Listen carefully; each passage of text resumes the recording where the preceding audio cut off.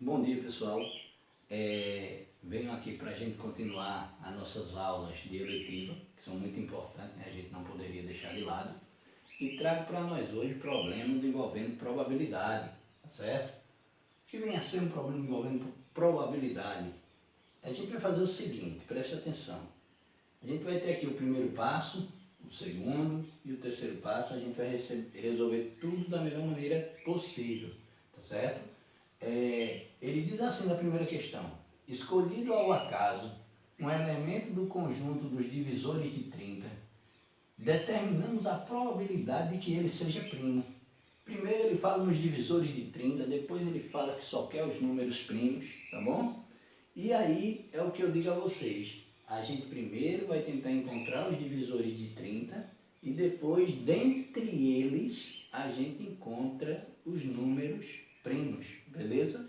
Prestem bem atenção aí para a gente poder compreender o conteúdo, né? As questões aqui que serão apresentadas.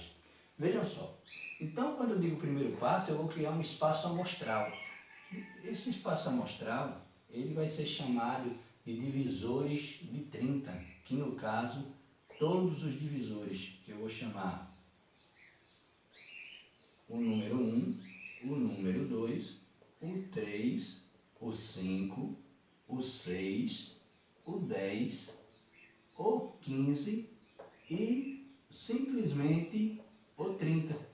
São esses os divisores de 30, né? E aí, professor, e depois de encontrar o espaço amostral, o que é que o senhor pretende fazer? Eu pretendo encontrar um conjunto de respostas possíveis, que são justamente os números primos, tá certo? Professor, explica aí o que são números primos e o que é, na verdade, por que eles são primos. Presta atenção, pessoal, vou explicar isso agora. De antemão, eu já vou logo circular os números primos, tá bom? Dessa sequência aqui, eu digo que 2, 3 e 5 são primos. Então, eu já pego e coloco no conjunto de elementos aqui, ó, sem perder tempo. 2, 3 e 5. E aí eu digo a vocês: ó professor, e por que o restante dos números não são primos? Por exemplo, o 30, ele não é considerado um número primo porque ele tem mais de 2 divisores. Você vê que todos esses divisores são de 30, inclusive ele mesmo, né? Então ele não é considerado um número primo. Então, ó, eu não quero ele. O número 15, professor. O número 15, por sua vez, ele também não é primo, porque ele é dividido por 1, ele pode ser dividido por 3, ele pode ser dividido por 5, por ele mesmo, então eu não considero ele um número primo. O 10 é dividido por 1, por 2, por 5 e por ele mesmo, ele também não é considerado um número primo. O 6, da mesma forma, ele é dividido por 1, por ele mesmo, mas ele também é dividido por 2 e por 3, então ele não é um número primo. E essas divisões aqui que eu falo que não são primos, é justamente porque eles são compostos, eles têm mais de 2 divisores. E mesmo que a divisão dê exata, eles não são considerados números primos. E o número 1, que está lá, excluído lá no começo, ele nem vai ser primo, nem vai ser composto. Por quê? Porque ele só tem um divisor, que é ele mesmo. Então a gente nem chama ele de primo, nem chama ele de composto. E aí a gente tem, na sequência abaixo, ó, criar o conjunto de respostas possíveis. Por isso que eu chamei o 2, o 3 e o 5, que são números primos, porque se você observar exatamente, ele só pode ser dividido por 1 ou por ele mesmo. Beleza, pessoal? Então vai entendendo aí a mensagem. O que é que eu vou fazer depois de ter criado o segundo passo, encontrado as respostas possíveis, que é isso que ele pede, ó, que ele seja primo, que tenha os divisores de 30, mas que no final eles sejam primos, apenas os números primos, beleza? Então o terceiro passo é finalizar a questão. Eu digo que isso aqui é uma probabilidade de elementos, NA é esse conjunto dos números primos, NU é o conjunto universo, é o conjunto de todos os divisores de 30, e a partir daqui, ó, eu vou brincar um pouquinho com vocês. Eu vou começar a calcular, que é o que a gente mais gosta de fazer, né, pessoal? Então presta atenção. NA é justamente os elementos que estão dentro do conjunto, que é 1, 2 e 3. Ou seja, mesmo que os elementos não sejam esses, mas se você observar, você tem 3 elementos aqui dentro. Então, eu digo que eu tenho 3 elementos, tá bom? Quando eu tenho 3 elementos nesse conjunto, eu digo para nós que no conjunto NU, que é o que vai ficar embaixo, tá certo? Vou explicar novamente aqui. Conjunto NA tem 3 elementos. O conjunto NU tem 1, 2, 3, 4, 5, 6, 7, 8 elementos. Então, 8 elementos. Então, se a gente for observar, no conjunto NA, 3 elementos. No conjunto NU, 8 elementos. Então, eu vou fazer uma divisão, tá certo? Divisãozinha básica entre 3 e 8, que vai resultar em 0,375, tá? Que de início, pessoal, para transformar em porcentagem, basta se multiplicar por 100, certo? 100%, multiplicando por 100, vai dar o resultado em porcentagem, tá certo? Prestem atenção aí, vamos ver essa ideia. Mas por que 0,375 é a resposta de 3 dividido por 8? Por conta disso, pessoal. Ó, 3 dividido por 8, 3 dividido por 8 dá 0. 8 vezes 0 é 0 para 3 é 3. Aqui não tem nada, eu trago para cá, fico com 30, acrescento uma vírgula. 30 dividido por 8 vai dar exatamente 3. 3 vezes 8 dá 24, para 36, 6. Como eu já acrescentei uma vírgula, eu posso acrescentar outro zero, fica 60. 60 dividido por 8, que eu digo que é 7, porque 7 vezes 8 dá 56, para 60 dá 4, tá bom? Acrescento zero, eu vou acrescentando zero na medida do possível, na necessidade, e 40 dividido por 8 eu digo que dá 5. Então 5 vezes 8, 40 para 40, dá exatamente nada aqui para a gente. Se dá aqui, o resultado realmente deu 0,375.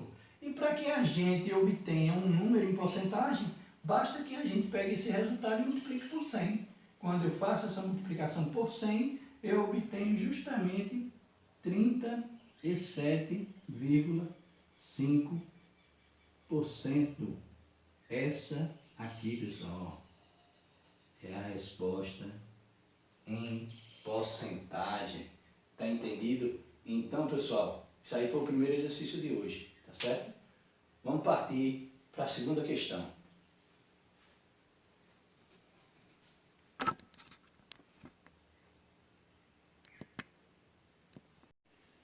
Bom, galerinha esperta, presta atenção aqui, viu? A gente agora vem para a segunda questão. Diz o seguinte, que lançando-se um dado 2 vezes, por exemplo, primeira e segunda vez, qual é a possibilidade de se obter a face 4 voltada para cima apenas no segundo lançamento? Ele quer saber qual é a possibilidade da face 4 ser voltada para cima apenas no segundo lançamento. Ele não quer no primeiro lançamento, ele quer no segundo lançamento, tá certo, pessoal? Então, o que é que eu faço para ficar mais fácil para a gente? Eu trago o primeiro passo, o segundo e o terceiro.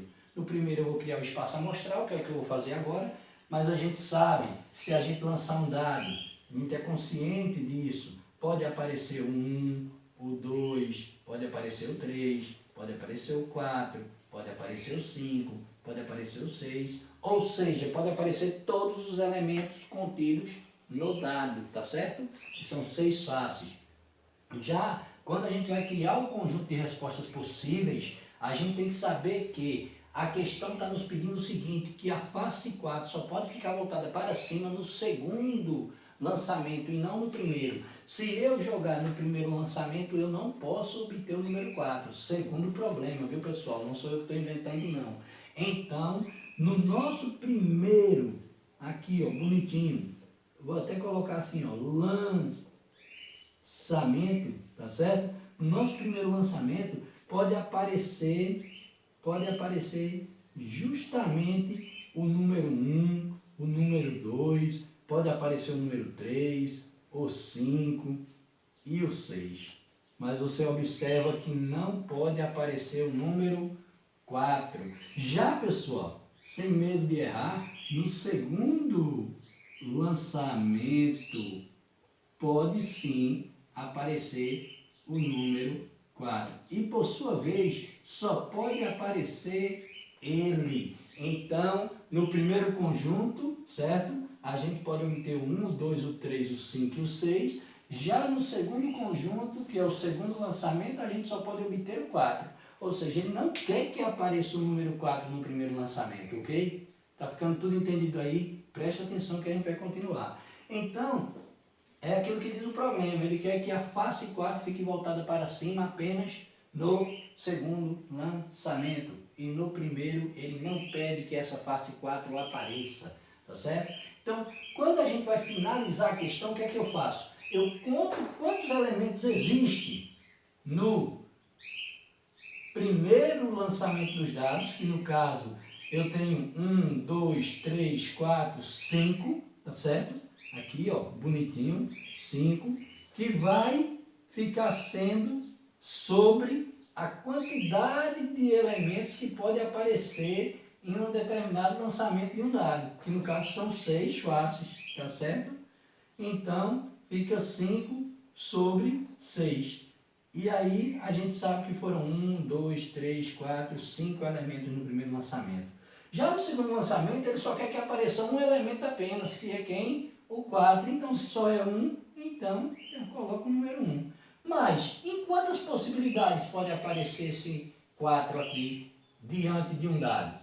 Em 6 possibilidades, ó, porque eu tenho o 1, o 2, o 3, o 5 e o 6, e o 4 tem que aparecer voltado com a face para cima apenas de segundo lançamento, porém vai ficar 1 sobre 6, que aí, pessoal, ó, fica igual. Igual ao que, professor? Multiplicação de fração, pessoal, é numerador vezes numerador, denominador vezes denominador, tá certo? Vamos brincar não, vamos fazer a coisa séria. 5 vezes 1, 5, professor. 6 vezes 6, 36, professor. E agora o que é que o senhor diz? Eu vou dizer para você que eu vou dividir 5 por 36 para obter em decimal a minha resposta. Certo? E se você quiser ter em porcentagem, só é você pegar o valor e multiplicar por 100. Nessa condição aqui eu vou parar em decimal, tá certo? Preste atenção como é que isso ocorre na nossa situação. Eu vou pegar o 5, tá bom? Vou pegar nesse espaçozinho maior aqui. E vou dividir por 36. É triste, né, pessoal? Dividir um número menor por um número maior. Mas não é tão difícil não, presta atenção. Todo número menor dividido por um número maior começa por 0. 35 dividido por 36, 0. 36 vezes 0, 0 para 5 é 5. Aqui eu não tenho nada, acrescento um 0, jogo uma vírgula, fica 50. 50 dividido por 36, eu vou ter quem? 1. 1 vezes 36, 36. 36 para 50, eu vou ter nada mais, nada menos do que 14. 14 não dá para 36, como eu já acrescentei uma vírgula, eu posso acrescentar outro 0, fica 140. 140 dividido por 36, eu vou dizer que eu tenho 3. 3 vezes 36, pessoal, dá 108. 108 para 140 é 32, tá certo? E aí, pessoal, a gente vê, né? Eu vou até dar uma paradinha por aqui, que eu tenho 0,13, que se a gente fosse estender, os números vão ser estendidos como se fosse uma dízima periódica, e aí a gente não quer isso que aconteça, porque eu creio que vai ficar aproximadamente 0,13. Só é o que eu quero aqui nesse início, tá certo?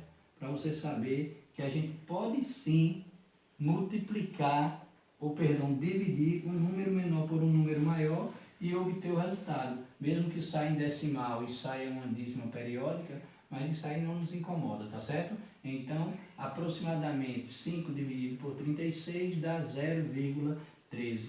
E se a gente quiser lembrar, pessoal, eu apago até isso aqui. Eu gosto de sempre dizer isso ao meu aluno. E o sinal de aproximadamente é isso aí, tá? Ok? Então, muito obrigado e até a próxima aula, se Deus quiser, viu? Valeu, valendo.